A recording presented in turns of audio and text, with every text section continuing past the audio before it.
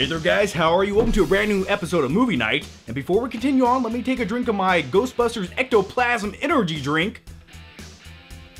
Alright, so tonight things are going to get a little bit magical, a little bit mystical, a little bit dark, a little bit creepy, but that's okay because we're still going to be friends by the end of the video.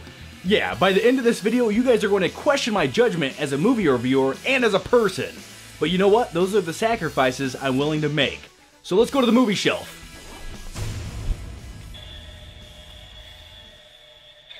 I love my DeLorean, but I think the batteries are dying on it. Why can't it run on trash like it does in Back to the Future 2? What's wrong with you? Alright, so let's pick out some of my favorite guilty movies of all time. Now, where do I keep those at on the movie shelf? Well, I simply keep them in the section called Guilty Movie Pleasures. And that's located right beside the section called Shitty Movies I'll Never Watch. Why do I own these? John, you are stupid. That's what I call that section. So let's pick these out here. They're down here. Alright. And here they are. A nice large stack. Why is this on top? Fuck you, Richie Rich!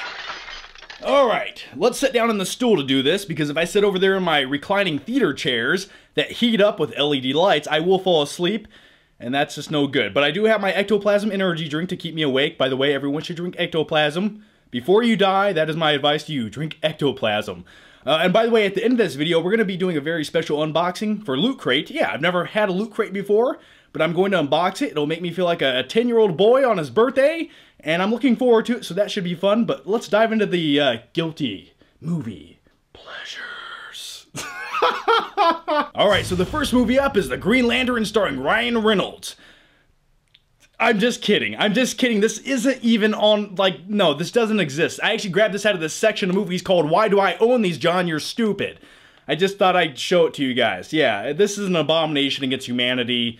And just look at it. Alright, so the first movie up is The Legend of Billie Jean. Just bear with me for a few seconds, and please, just don't leave. Don't leave yet. Now, I like this movie because I remember as a young kid, I first watched it on beta tape. My parents recorded it off TV. In the early 1990s, I watched this movie for the first time, and it's just always been one of those movies that kind of stuck with me. It stars Christian Slater. It was made in the 1980s, and it's about this chick who's kind of hot, by the way. I think she played Superwoman or Supergirl at one time in some random movie that no one cares about.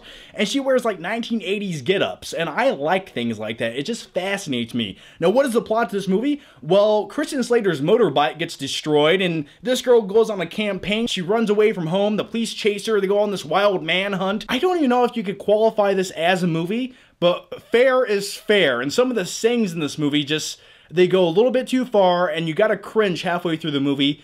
But it's a good kind of cringe. The kind where you kind of squint your eyes, but you keep them open just a little bit to keep watching it. So that's The Legend of Billie Jean. Just watch it once in your lifetime.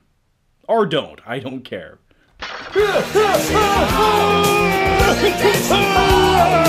The next movie up is Over the Top. Winner takes all, loser takes the fall for custody of his son.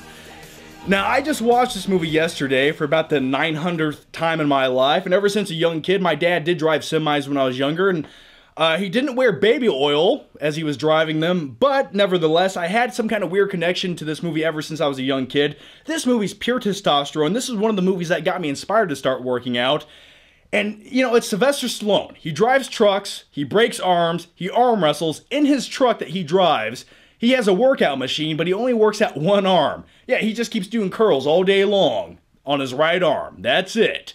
I want one of those in my Dodge Caliber. Now, this is just one of those movies you either love it or you hate it. And much like many of the other movies I'm going to be talking about tonight, this is a 1980s movie. It came out the year I was born, 1987. And I guess it was meant to be. Now, the climax of this movie is where everything just gets amazingly epic, covered in baby oil, and you just want to scream, take your shirt off, and run around the house and light something on fire, preferably yourself. Because during the climax of Over the Top, when the arm wrestling competition's going down, you have all these big buff dudes just screaming. They're smacking each other in the mouth. One guy's drinking oil, eating cigarettes, and you're just like, what the fuck is happening here? This is amazing. It's Over the Top. The title says it all. Oh, I really do need this right now because this video is taking a lot out of me. Alright, the next movie up is a childhood classic of mine, Mortal Kombat. Now, I almost didn't put this in my Guilty Pleasures movie list because I consider this to be one of the best video game movies ever made. Now, what does that say about video game movies? Well, it says that 99.9% of them suck a lot of ass. But Mortal Kombat, from a critical standpoint, is a bad movie. It's cringeworthy at times, but you know what? As a kid, when that techno theme music came on, Mortal Kombat, you just wanted to stand up and start punching in the air, running around your house, doing cartwheels, and then you I am sure everybody did this at one point. You got some blue sweatpants and you tied them around your head like a Sub-Zero mask. You guys know what I'm talking about. And if you're really a weirdo like I was, you went to the freezer, took some ice cubes, and used to throw them at your little brothers. But overall, for what they had to work with and being a mid-1990s movie, it's surprising that it was as good as it was. Paper! How much for the little one? Now, Waterworld has a lot of good concepts. I love movies that are big, grandiose, and take place in a post-apocalyptic reality. I like things like that. And this movie does get some of those things right.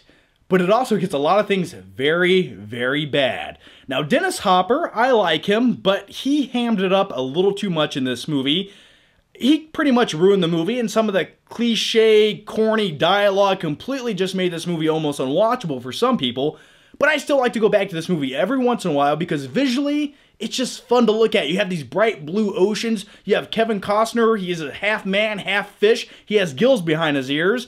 And he's on his boat drinking his own urine. And I'm just like, that looks like a fun time. You just gotta love the movie Waterworld. And here's why. The movie makes absolutely no sense whatsoever. It's almost like the writers for this movie they didn't think. Like, they were just like, let's make a movie where action happens on water. Okay. Because in this movie, they have no resources whatsoever. They barely have clean drinking water to drink.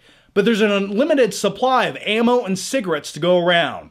Explain that. And speaking of Kevin Costner, the next movie up is Robin Hood, Prince of Thieves. And this is another one of those movies that's grandiose, it's fun, it's adventurous, and it has Morgan Freeman. Really quick, here's my Morgan Freeman impression. I have to do it. My name is Morgan Freeman. Alright, so I'm going to put that down. Now let's talk about Kevin Costner's acting ability in this movie, or lack thereof.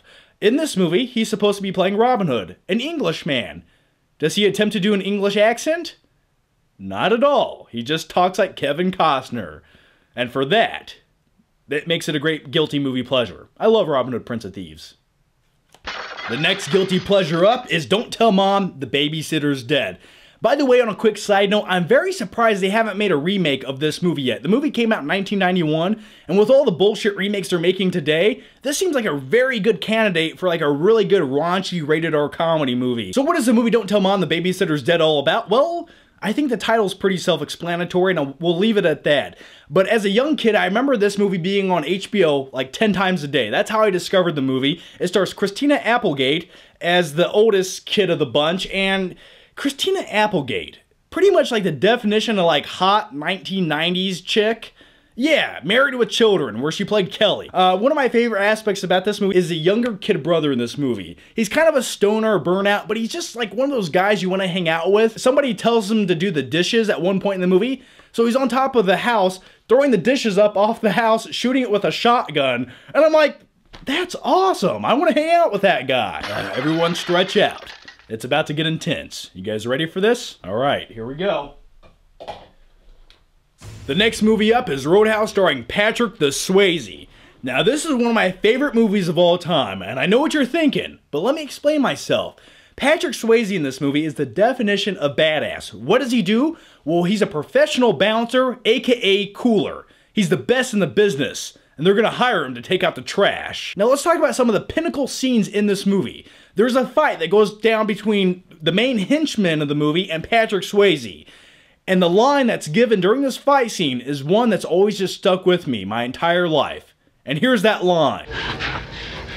I used to fuck guys like you in prison. Yeah, probably not the best thing to say before you get in a fight. But anyway, that's just an example of Roadhouse, and that's probably the best example I can give you as to why you should watch it. And also, Patrick Swayze has a great line in this movie. Pain don't hurt. He says that at one point in the movie. So yeah, that's the movie Roadhouse. Please watch this movie. I love it. Alright, so that covers all my favorite guilty movie pleasures of all time. Now let's open this Loot Crate box, because I need some happiness in my life. Alright, I gotta sit down for the unboxing. I just want to enjoy it and give my spine a rest. Because after talking about all my favorite guilty movie pleasures, well, I got a weird tingling sensation. Alright, so guys, let's open up this Loot Crate right here. By the way, this is January's Loot Crate. February's Loot Crate comes out very soon. And by the way, if you guys want a discount code to Loot Crate, I'll put a link down below. Type in FlickPick, yeah, link down below in the description box. Click it, check it out if you guys are interested in Loot Crate. So let's open this bad boy up. Now, I've never opened a Loot Crate before. So, first thing you gotta do is you gotta smell it. Alright, so let's open this up. Alright, the first thing we have here is we have like a So Analog Crate exclusive. Alright, what's going on here? So it's like an old NES cartridge. Actually, you know what I want to do? I feel like you're too far away. Let me get behind you, nurture you, and cradle you, and give you a hands video. That way you guys have a POV shot of the box. Let's do that. Alright, I'm behind you now. Don't get scared now. But doesn't this just feel better? Alright, so let's get back to what we were doing. So we had this thing. We're going to set that over there. Okay, so this little thing has... Okay, you put the little legs and feet in it. This just looks like a good time on a Friday night. I dropped the arm. I dropped the arm. Hang on. It's like, what's happening here? Hang on. Alright. Gotta put the feet in there. Alright, now where does this go? Where does this go? What does this do? Nah. Alright, we'll come back to that later. I don't have the time or the patience right now, and I'm all jacked up on caffeine. Alright, the next thing you have here are these glasses. I'm going to put these on now. You can see me wearing them at the end of the video. I assure you it'll be the most amazing thing you've ever seen. Now, what is this? Okay, so you have a black e-geek. What? Ooh, it's a tie. That's classy. Look at that. Look at that tie. It's all silky. It's nice. This will be the second tie I own. Now, my favorite thing about these boxes are the t-shirts. That's what makes it worth it to me. And that's a nice, look at that. It's like a Gundam t-shirt. Look at that. That's pretty awesome. Now, it's a nice, soft, cottony feeling. It'll lay on your pecs real nice. That's pretty cool. I might put that on too. I'm just going to wear everything I get out of the box. Here's a little comic book notebook. Actually, things like that are useful. I keep these in my car when I have an idea. I jot it down. Here's a booklet. Here's a little button from Loot Crate. And then here's a comic book in the very bottom.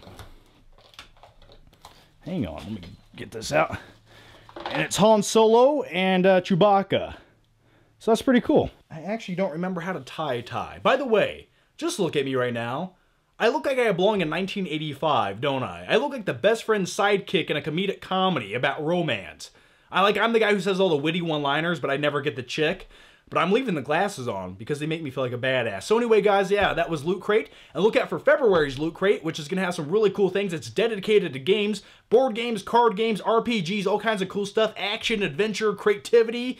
It'll be a fun box. I can't wait to unbox that. And by the way, just opening these things, it just makes me feel like a kid again. I'm in my late 20s, but I get to do stuff like this when I open up a box.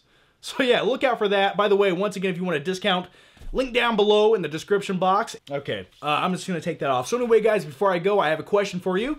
What are some of your favorite guilty movie pleasures of all time? Let me take off my glasses so you can take me somewhat serious. Yeah, let me know some of yours down below. Let me know why. Name a few. I'm curious to see where you guys go with that. So once again, guys, thanks for watching, and I'll see you next time. And by the way, if you haven't already, make sure you check out my last movie review where we talk about 50 Shades of Grey. Yeah, that gets a little bit sexual, a little bit violent, and it's definitely intense. So look out for that video. Thanks for watching, guys. I'll see you next time.